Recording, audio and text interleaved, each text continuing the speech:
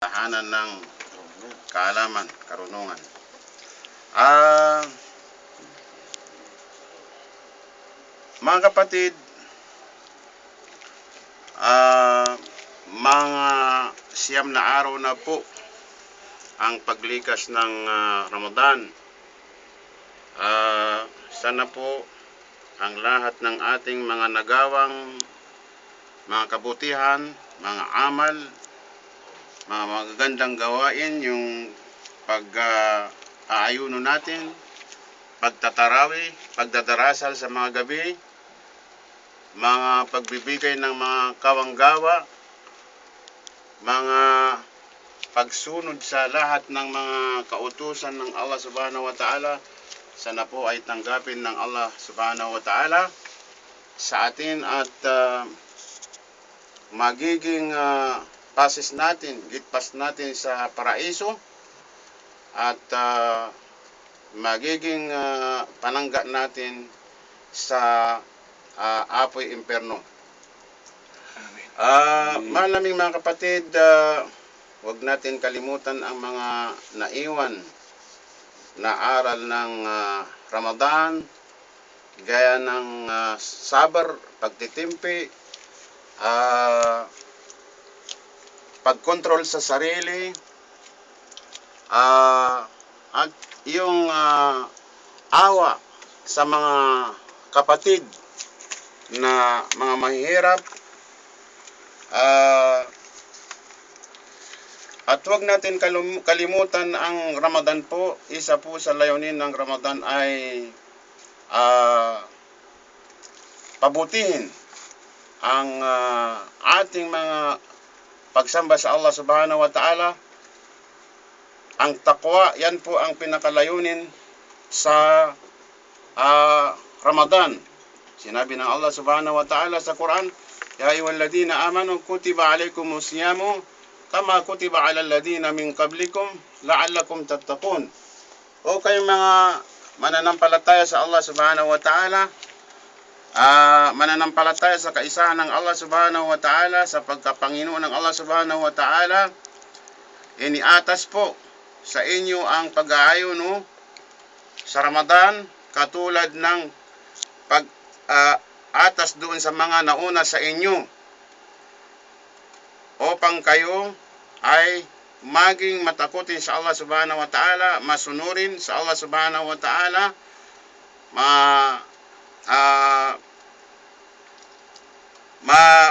masunurin sa mga lahat ng kautusan ng Allah Subhanahu wa Ta'ala na napapaloob sa Quran, at maiwasin sa mga lahat ng ipinagbawal ng Allah Subhanahu wa Ta'ala. Mga kapatid, isa sa mga aral ng Ramadan ay ang pagandahin ang mga asal,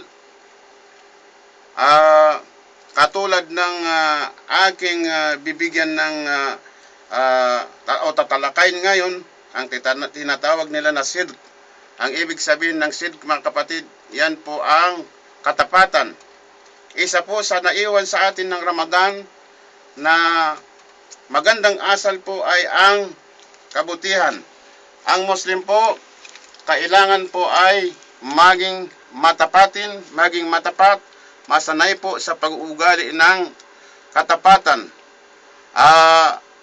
sa kanyang mga pananalita, sa kanyang mga gawain, nakalantad man o alihim na gawain o mga salita, kailangan po masanay dyan ang isang Muslim. Dahil ang katapatan po, mga kapatid, ito po ay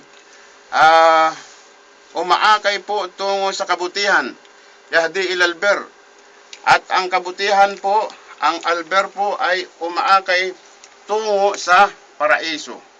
At ito po ang pinakalayunin ng isang Muslim, na siya po ay makapasok sa paraiso. Ang kasalungat po ng sidq, katapatan, ay ang pagiging sinungaling. Ang sinungaling po ay ito po ay kasalungat ng sidq. At ito po ay kailangan iwasan ng isang Muslim dahil ito po ay umaakay ng mga masasamang gawain, mga kabuktutan ng mga gawain. At ang al-fujur ay umaakay po sa apoy imperno. Ito po ang iniiwasan ng isang Muslim.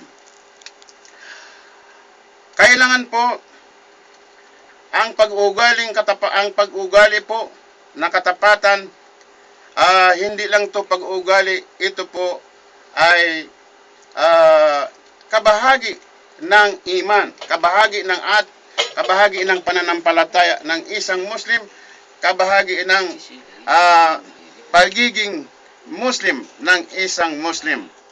Dahil ito po ay iniutos ng Allah subhanahu wa ta'ala at pinuri ng Allah subhanahu wa ta'ala ang mga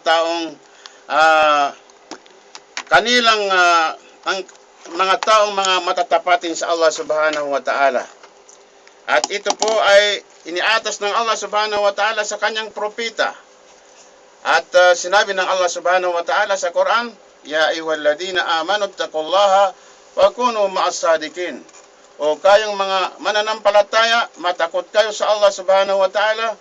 Ibig sabihin, gawin lahat ang mga kautusan ng Allah subhanahu wa ta'ala sa Quran at iwasan lahat ang mga kanyang ipinagbabawal. Wa kunu ma'as sadiqin, at maging kasama kayo sa mga taong matatapatin. Ang Allah subhanahu wa ta'ala ay sinabi niya sa Quran, Innal muslimina wal muslimat wal mu'minina wal mu'minat wal qanitina wal qanitat was sadiqina was sadiqat ila qawlihi ta'ala wa'addallahu lahum magfiratan wa ajran azima. Inihanda po ng Allah subhanahu wa ta'ala sa mga Muslim na mga kalalakihan, mga Muslim na mga kababaihan, sinabi ng Allah, was-sadiqina was-sadiqat, yung mga matatapatin na mga kalalakihan at mga matatapatin na mga kababaihan, na sila po ay inihanda ng Allah subhanahu wa ta'ala para sa kanila inihanda sa kanila ng Allah subhanahu wa ta'ala ang pagpapatawad sa kanila at ang malaking gantimpala ng Allah subhanahu wa ta'ala. Kaya mga kapatid sa pananampalataya, hanggang dito lamang po. Wassalamu alaikum warahmatullahi ta'ala wabarakatuh. Waalaikumsalam.